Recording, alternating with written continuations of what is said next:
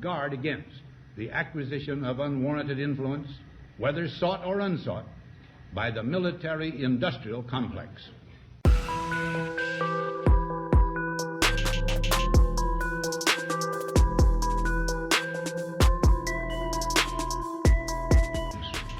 Our toil, resources, and livelihood are all involved. So is the very structure of our society. The potential for the disastrous rise of misplaced power exists and will persist. We must never let the weight of this combination endanger our liberties or democratic processes. We should take nothing for granted. Only an alert and knowledgeable citizenry can compel the proper meshing of the huge industrial and military machinery of defense with our peaceful methods and goals. Hello, and thank you for tuning in to The American Awakening. My name's Patrick Berge. Thank you very much. This message is directly for President Trump. It's my sincerest hope that this message makes it to him. I've tried many times over the last couple years, and I don't believe that the people around him are allowing this they're acting as a firewall, preventing it from reaching him. But it's something he very much needs to know. From 2005, October 2005 to May 2015, I worked as a information assurance security officer for the Department of Defense. The first couple of years, from 2005 to 2007, I worked in uniform. I enlisted in the Army in 2005 at the age of 39. I turned 40 at basic training. I had a wife, 2 kids at the time, a mortgage, minivan. Things were going really well in my life, but I really felt like I had something to offer to my country. So I enlisted, went through basic training, turned 40 at basic training. I was told at Fort Benning that I was the first 40-year-old to complete basic training in their history that didn't have any prior military experience. Kind of proud of that. From there, I went on to my first deployment in Afghanistan, where I served as tip of the spear in RC South in Kandahar, with my unit providing comms for the Joint Communication Support Element. We were stationed out of MacDill. When I came back, I didn't have a job. I needed something to help provide for my family. I was in the Army Reserves, and I had been fired after I had originally enlisted. And so I took a job for a small military-industrial complex company called Dynology. Dynology was a small family-owned business owned by General James Jones. He was the NATO Supreme Allied Commander. He went on to become Obama's National Security Advisor. I went to work for them in October 2007 on a contract in Iraq, where I spent 1 year in Iraq, in Baghdad, working on what was known as what is called in military nomenclature as IIA, or Interactive Internet Activities. Very nice. Yeah.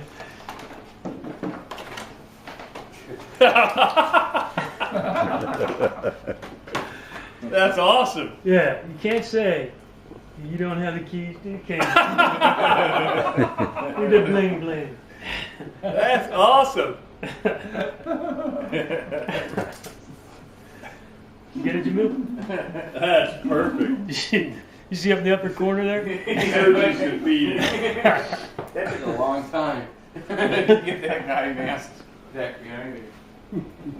Where is that? Is that in a hooch? No, that was actually... That's right in there. No, actually, I didn't use that one because it there's a mirror behind turned out bad. So, no, that's in his office there. So I used that. Jamil had one on his pictures. It's the keys to the kingdom. From October 2007 to May of 2015, I worked for Dynology. Answered directly to, for the most of that time, I answered directly to Jim Jones, the president of Dynology and the son of General James Jones. From October 2007 to January 2010, my work was primarily focused on pioneering a new capability for the Department of Defense called IIA, Interactive Internet Activities. Largely what we did was helped the Force Psychological Operations Group go from throwing flyers from planes to a more micro-targeted social media type of capability where you could both collect information on people, understand who your targets were, and also be able to both overtly and covertly disseminate any specific narrative or information or influence operation that you wanted to do. And although I don't go into anything we may or may not have done with the application and the capabilities, what I do discuss and what I'm compelled to discuss is what we did with it afterwards, right? Because what we did is we took that taxpayer-funded DoD weapon and made it commercially available. You see, General Jones kept the intellectual property rights for that. So when we lost the bid on our contract in Iraq that following year, I came back to work on a contract for what was for the JMISC at MacDill, basically doing the same IIA development of capabilities. And but at that same time, Dynology was repackaging those capabilities to make them commercially available, right? So at that time, they had reached out to me, and I had even discussed with Jim the potential capabilities of using that to influence a U.S. election, right? Now, I kind of found that odd at the time, right? Because at that time, Dynology was providing the IT services for John McCain's primary, his 2000, or had provided his IT services for his 2008 primary campaign. After the primary campaign, and again, this is the same time we're making what we had trademarked as commercially as the ShadowNet, which was the anonymity component, and ISI, which was the database, the analytics component, the behavioral component. At the same time, again, in 2008, 2009, the services for McCain's campaign, for providing these IT services to McCain's campaign, were handed over to, believe it or not, Paul Manafort.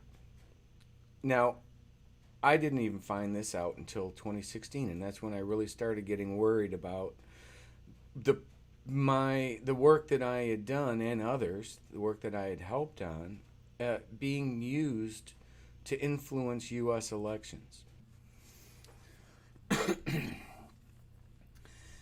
People were all being played. Jillian Turner, Vice President, Jones Group International. Same address as clearforce.com, same address as dynology.com.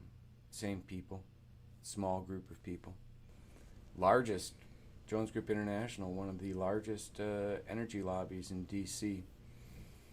And believe me, the ShadowNet is just as good as influencing a issue being lobbied as it is an election. When Bannon is talking about the, what does he call it, the administrative state, he's not just talking about, bureaucracy and regulation. He's alluding to something much more malevolent, and it's something that the president and everybody else has touched on lately, and that's this idea of some kind of deep state, meaning a core of liberal civil servants that actually really doesn't exist. I've worked there, and I've made it to the other side now as someone who's not in civilian government service anymore. I'm here to tell everyone, it's a conspiracy theory. It does not exist.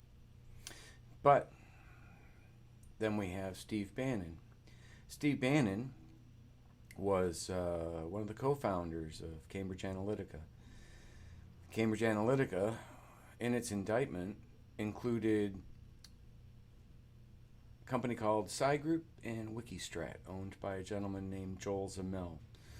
Well, guess who was on the board of directors of Wikistrat? None other than the owners, my former employer, General James Jones, and one of the co-owners of clearforce.com, General Michael Hayden, Obama's former CIA director. You've got General Jones, Obama's national security advisor. You've got Michael Hayden, Obama's CIA director, determining whether or not you get a job or lose a job that you have. You've got Jillian Turner operating out of the same exact offices. Are you telling me Jillian Turner doesn't know about ClearForce? Of course she does.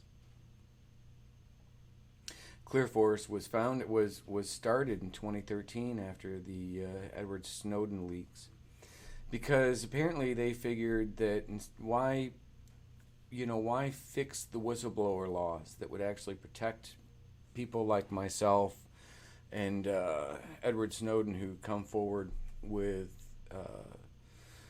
evidence of fraud, waste, and abuse. Why protect those when we can just use this extremely 1984-like predictive behavioral models to determine if I'm going to steal or leak? Are you okay with allowing a computer determining that? Are you okay with losing a job or not getting a job during an interview because Obama's former national security advisor and Obama's CIA director decided you were predictably likely to steal or leak? Or what if they change the algorithms because they want to only hire people that are Democrats or Republicans? And who do they have contracts with? Do they have contracts with the HR people, with the DNC, like where Seth Rich worked? Did they have contracts at Fox News? Do they have contracts with CNN? All questions that I think Americans would like to know. But according to Jillian Turner, it's all just a big conspiracy theory by Steve Bannon. Much more malevolent, and it's something that the president and everybody else has touched on lately, and that's this idea of some kind of deep state, meaning a core of liberal civil servants that actually really doesn't exist. I've worked there and I've made it to the other side now as someone who's not in civilian government service anymore. I'm here to tell everyone it's a conspiracy theory. It does not exist. But Steve Bannon's a competitor of hers, or even possibly a colleague that kind of went rogue. I don't know. But it's pretty clear that Cambridge Analytica being indicted for the same exact thing that clearforce.com or that Dynology created, being the ShadowNet and ISI, that social media psychological warfare, IIA, seems to me as though that's kind of relevant. So she goes after Bannon. She went after Trump not long after. She went after Trump in 2019, I believe, like January 2019. That was a problem, though. On December 18th, 2018, I reached out. I was given a phone number, a contact phone number for Judge Janine Pirro. I reached out to Judge Pirro, got her on the phone just as she was walking into her doctor's office. Definitely was Judge Pirro. You could tell by the voice immediately, right? She said she would get back with me. And I didn't hear from her right away, but I got a message like the next day that, I believe it was the next day. I'll put the dates up here as I'm going along, but to show you the actual dates. But what happened was she responded like the next day saying that working on this now, right? So that was December 18th. I believe like the 19th or so was working on this now. And then the 20th, General Jones comes down to meet with Jillian Turner for the first time for her first interview with her old boss. interesting coincidence. I wasn't able to reach Judge Pirro again, even after a couple different attempts right after the first of the year until first week of February. I was able to reach out to Sarah Carter, someone who worked closely with Judge Pirro, and I worked with Sarah Carter from about January 13th until about the first week of February, where I received a text message from Sarah Carter saying that, hey, I know this is tough on you, but we're getting ready to roll this out next week, right? She was referring to Fox News. It was going out on Hannity. It was going out on Pirro, right? She even says how she, is in touch with Judge Pirro. Then right after that, I receive a message from Judge Pirro that says, I'm going to speak to Devin Nunes in your issue.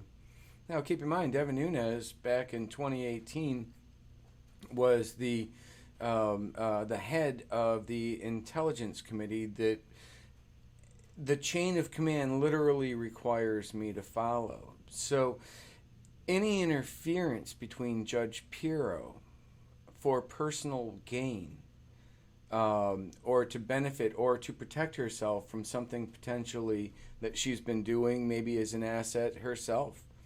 Jillian Turner's clearly an asset, in my opinion. Perhaps, again, in my opinion, based on everything that I've seen, perhaps Judge Pirro's been an asset for the same people, right? But that's unfortunate because I never heard from her again. Last thing I heard from her was she was reaching out to Devin Nunes, and I had actually reached out to Devin Nunes through Congressman Gus Bilirakis' chief of staff back on December 18th as well, at the same time I'm reaching out to Judge Pirro. In fact, I mentioned that in my text message to Judge Pirro, as you can see right here. So all these people are just playing their games, right? They're taking weapons that I helped develop to protect our country, and they're using them against our country. And they're using them against each other, right? Because here you have Laura Logan attacking General McChrystal. People are ignoring is something really critical that was reported in the Washington Post on the 1st of May. There was this article, and here it is. I have it here. It's not something I often do, but this is so significant to me that I wanted to make sure I had it printed out. The headline is about technology that was once used to combat ISIS. Propaganda is being employed by a Democratic Political Action Committee, a super PAC, basically to counteract Trump's messaging on the coronavirus and his handling of the coronavirus. And this super PAC has enlisted the assistance of General Stanley McChrystal, who many of your viewers will recognize his name. And he has openly stated in this article, there's a whole piece about it, the Washington Post has no problem with this, that they're taking a weapon of war that was designed to counter ISIS and Al-Qaeda, in other words, U.S. enemies, and they're using it against the U.S., against American citizens in this country. And they say in their own words, it's to combat online efforts to promote President Trump's handling of the coronavirus pandemic. So if you've got a Republican governor in Florida who's succeeding, that's not a message they want to hear. You want to know how they'll combat it? So I'll tell you what. They're going to use artificial intelligence and network analysis to map the discussion of the president's claims on social media, and then seek to intervene by identifying the most popular counter-narratives and boosting them through a network of more than 3.4 million social influencers across the country, and some of those people will be paid by them. So I think what people may not understand about this is you're taking a weapon of war that the United States developed to use against its foreign enemies, and a former U.S. general is using that technology, those tactics, with the Political Action Committee, and they're using it against, to counter Trump's handling of the coronavirus pandemic. That is deeply political. And it's also, you can speak to many people in the intelligence community who will tell you that it's also illegal, never mind unethical. And that's where I think that's where the heart of the media issue lies over the virus. Jillian Turner was the vice president of Jones Group International, the largest, one of the largest oil lobbies in D.C. Right? They all know what's going on. Bongino, he blocked me. Why? It's pretty good. Hey, look, say hi. Hey guys, this is Sue. Susan, sorry, keep messing that up. We're here at the Bongino event. That was the surprise.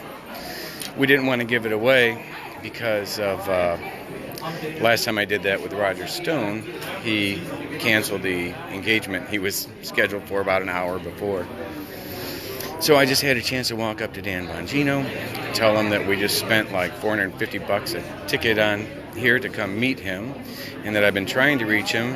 I asked him, I said, I had spoken to a lady, Maria Picha. We emailed with each other about a few days ago, actually, and she responded back saying that she was going to pass. She's a good friend of Bongino's, and she was going to pass the information on to him. And so I just walked up to Dan right now and said, "Hey, Dan, you know, I'm the guy that Maria Pincha just called you about a couple days ago. My name is Patrick Berge. I was Obama's national security advisor. And, you know, I've got a lot of stuff I need to talk to you about at some point." Sue, what would you say? Did he look like... He didn't look surprised to me. And he said, well, this is probably the wrong time and place, right? Well, we just spent like $1,000 on tickets. These tickets are $450 a piece. Susan's airfare here. Are you freaking kidding me? You paid $800 from Louisiana to that? Yeah. But apparently spending, so that puts us close to $2,000. $750. But the good news is Colleen's going to get a GoFundMe, and I want to give that information to you. Okay. So you can put it on Patreon. We're actually to try to help cover some of the... help exactly. The expenses, to help you move forward in not only this, but maybe in future endeavors too. Yeah, because we're working on something with DC in a couple weeks. I got to get back there to do some motions. But so your impression was he knows. He knows, and he looked like he might have been a little bit surprised. Mm-hmm. A little bit. And I agree, this is like the bad time, but he could figure out a time while we're here. We just spent a couple $1,000. I told him. I said, these are $450 a piece VIP tickets. Thank you very much, Susan, by the way. And I told him that, right? And he just like, well, this is a bad time. Well, what kind of, you know, but yeah, when is a good time?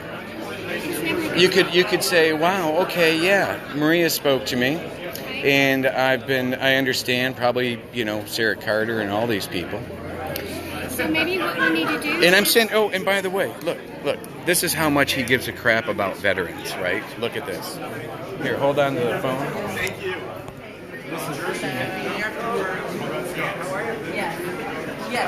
Yeah. Yep. Dan really cares about veterans, doesn't he? You know, so corporations that are selling the weapons that we as taxpayers are funding for our Department of Defense to defend our country with, and then selling them commercially to use against our own country, right? So you tell me why he did that. You tell me why Dan Bongino is protecting these people. Because until you can give me a legitimate reason, I'm just marking him down as another asset, right along with Pirro, with Carter. I held an above top secret clearance. I probably held a higher clearance. I guarantee you I held a higher clearance than Dan Bongino. Is he somehow more credible than me because he has more followers? I enlisted at the age of 39. I turned 40 at basic training. I'm not the most fit person. I don't have Bongino's chiseled jawline. But I have more ethics in my little pinky than he has in his entire body to do the things that he did to me. Despicable. Cowardly. Now he hides behind his thousands of Twitter followers and his sponsors. I have my own means. I'm getting ready to publish my next book, Archetypes of the Shadow Net. I'm reaching out to Dan's sponsors, finding out if they are willing to ask him to speak to me, ask him why he's done the things that he's done. Now, I'm not boycotting him, but I guarantee you I'm either putting their response or lack of response in my book. And then people can judge for themselves, because I kind of believe we're in an election year right now. And although my story's been ignored largely for the last couple of years, I believe that's because people have the plans on using it, which, you know, I find despicable in its own right. But if it gets the message out, if it wakes people up to what's going on, then so be it, right? These people are going to have a lot to answer for. Jillian Turner, Judge Pirro, Sarah Carter, Laura Logan, Bongino. They're going to have a lot to answer for. And there are a lot more than that. I've gone to the FBI in Tampa, physically walked down there, emptied my pockets, went through the metal detectors, couldn't take any phones, anything in there, met with them. This is back in early 2019. It was over a year ago. They contacted me back 5 days later, like they promised, and said, listen, we vetted you, so we know that you are who you say you are, and now we are escalating this to the organization within the FBI. They specifically said the international organization within the FBI that would handle this. I'm wondering if these are the same guys that handled the Ukraine, because I've never heard from them. I'm going on over a year, and they don't have all the information. I couldn't provide them all the information I have on this. I wanted to provide the FBI more information I have on the Khashoggi murder. Apparently, no journalist seems interested in finding out what potentially was behind the murder of Jamal Khashoggi, because I have information that is classified, that if I could get a briefing, a classified briefing, it might help answer some questions. I don't know. I'm not sitting here saying I have a smoking gun, but I'm sitting here saying I have a piece to a puzzle that is clearly connected, and you guys need to listen to me, but nobody will. But again, we're coming into an election year, so I kind of thinking things are going to start changing here shortly. And when they do, people like Dan Bongino aren't going to get no mea culpas from me. Mea culpa. They're going to get more questions, and I hope you have more questions for them as well, because you can see what these people are doing to us is wrong. And it's not just Republicans, it's not just Democrats, it's about profit. It's not about politics, it's about profit for these people. Look at this email. One of the last emails I received from Dynology in 2015. And tell me if these are the people, if the moral character of the people involved in this. And yes, the person Jim, well, the person Jim either was referring to Jim the son or Jim the general, or maybe both. Because I hardly think that one's going to know what the other's doing, not doing, you know. So they know what's going on there. Let me read this to you now. At least the highlighted. I just wanted to read the highlighted portion for you right now. This is from David Haas with Dynology on May 13th, 2015. It would be nice if everyone acted on principle, as you do, but that is typically not how the world works, and you will not find peace if you expect others to operate from a sense of what is right, rather than from a sense of what is best for them. I am discussing with Jim, and we will do what is in Dynology's long-term interest, operating in a way that will grow our work share over time. I will be in touch. I met with Jim a few weeks after that, and that's when I learned that they had modified the contract back like just a couple days after I had left. It was absolutely insane. It was sick. I'm going to end this video with a clip from Judge Pirro yesterday, I believe. Her show's on in a few hours. I'm just now finishing this up. She has her weekly show every Saturday night. When you watch this, I want you to think about the fact that she knows about all of this, right? She knows these people are doing this. She knows social media psychological warfare has existed for over a year.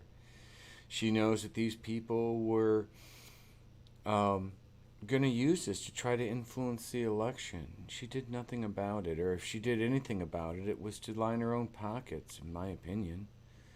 Please, show me differently. I think she wants to be a journalist. I think she says she is a journalist, yet so does Sarah Carter. But in Judge Pirro's case, you know, at that level, how do you do that to someone? How do you lie to someone like that?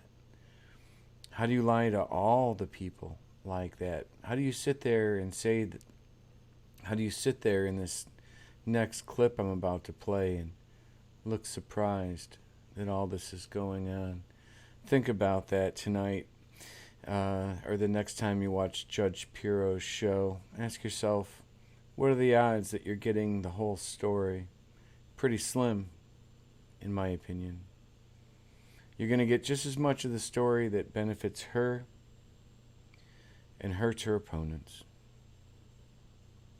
So let me play this here real quick, and then I'll close it out with a final thought. Justice from protesters. Attorney General Bill Barr now confirming outside radical groups are helping to instigate the division. Listen. We have evidence that Antifa and other similar extremist groups, as well as actors of a variety of different political persuasions, have been involved in instigating and participating in the violent activity. Here to discuss, host of Justice with Judge Jeanine and author of those two New York Times bestsellers, Liars, Leakers, and Liberals, and Radicals, Resistance, and Revenge. She's big at alliteration, Judge Jeanine Pirro. Judge, good morning to you. Good morning. Good morning. You know, one of the other things that happened this week, did not get a lot of publicity, is the fact that Bill Barr, who's the point person on this federal response to the trouble, apparently it looks as if what they have done is they have the DOJ has authorized the DEA to effectively use all their assets to figure out who the troublemakers are. That's significantly different than if it were just the local police looking into it. Well, yeah, it appears that Bill Barr is well aware of what's going on, and I think that most Americans can figure this out, Steve. I mean, Bill Barr made it very clear. Look, we've got peaceful protesters. Thank God for them. They have the right to do what they're doing, and God bless them for taking up this cause. Because I haven't met one person in law enforcement, prosecutor, or anybody else who wasn't horrified by what they saw in the George Floyd case. Then you've got the looters. These guys are criminals. They are just individuals who are just taking advantage of businessmen and women in America. And then you've got those agitators who are looking to incite a civil war in this country. These agitators, whether they're from within this country or outside of this country, whether they're foreign, whether they're domestic, the whole point is to create chaos and anarchy. And we've been kind of hearing about this, but not really experiencing it. COVID-19 gave us the petri dish within which to be able to have this occur. While most of us are in our homes, everybody and afraid to go to church, everybody else is out there rioting, protesting, doing whatever they want to do. And I think, you know, my message to Americans is like, you know, the COVID problem is down. You know, you make a decision for yourself. But that's not why I'm on this morning. This is something something where we can track very easily the money, the drugs, we're talking about drug cartels now coming in, and the financial transactions using RICO, organized criminal enterprise statutes. We've got phone records. We've got videos on cameras. There's all kinds of technological advantages that we have that will identify these people. We cannot back down now. I don't want to hear, you know, it's time to let everybody blow off steam. Hogwash. It's time to get back to America, get back to business. People need to walk down the street without being afraid that they're going to get their head bashed in by some Antifa person in a ninja outfit with a mask on and a backpack. Are you starting to feel like they're playing a game on you yet? Because if you don't, you should. I can't, I'm kind of given up trying to just convince people or change people. I've documented everything along the way.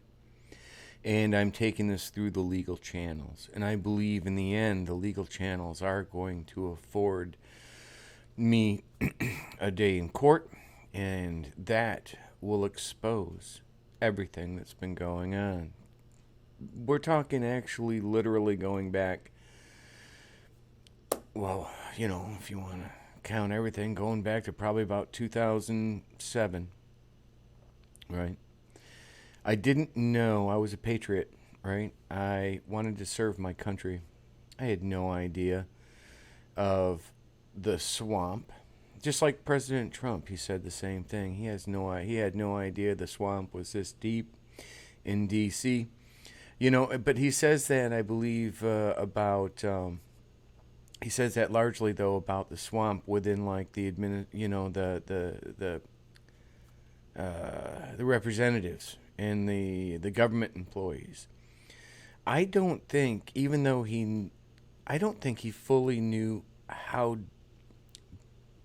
bad fake news was and how deeply entrenched the journalism and journalists have become with the military-industrial complex, with contracts, right? Paid contracts.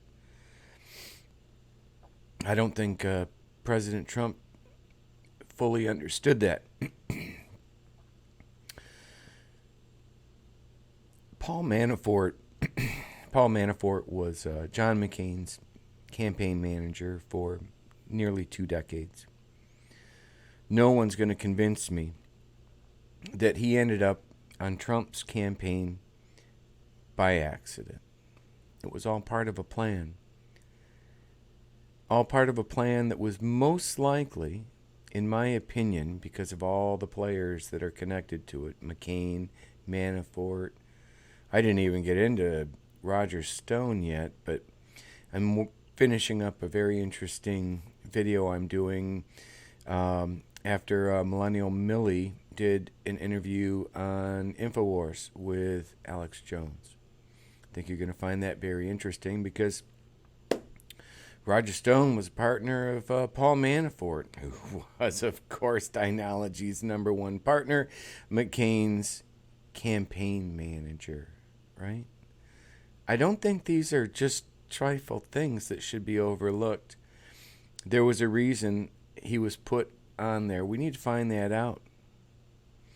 But, you know, that's all secondary, really, to my IG complaint, the complaint that I filed in 2015 against Dynology. And I'm still fighting that because I believe that it was wrong, that the IG, I believe their determination that subcontractors simply weren't covered. They never verified the veracity of my claims. They just said, oh, sorry, you're not protected, goodbye, and flushed me down the toilet with every other whistleblower, even though the website specifically says that subcontractors are protected. I guess they need to put a little asterisk next to it. These are all the problems that are causing everything that we see today, you know. Instead of fixing the whistleblower protections, people like Jones, people like Michael Hayden decide, hey, let's use predictive behavioral, minority report like precog like predictive behavioral models, right? Instead of just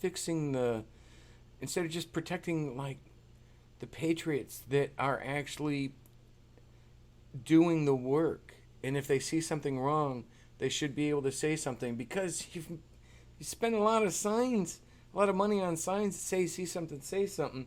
And then when someone says something, you don't turn around and say, oh, our bad,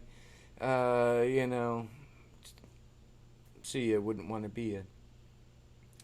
I've even had people make comments that the IG's basically just nothing but a way to sift out and get rid of the good people so that the corruption can continue and exist. And from what I've seen from the 2016 election, from what I've seen with the firings of the IGs from President Trump, I'm not so sure that's not the case. And if it isn't, oh my God, right? We need to fix that, because everything I've seen, I had another IG complaint, literally involved Fox News, or not Fox News, Fox Entertainment, with AFN. That's for another day, right? But the swamp is so much deeper than anybody could have imagined. Really. I'm doing my best. I apologize for the crudeness of the videos here and how I've put everything together. Again, I don't want to make a career out of this. I hate being here. I hate doing this. I'm pretty sure you can see and tell that.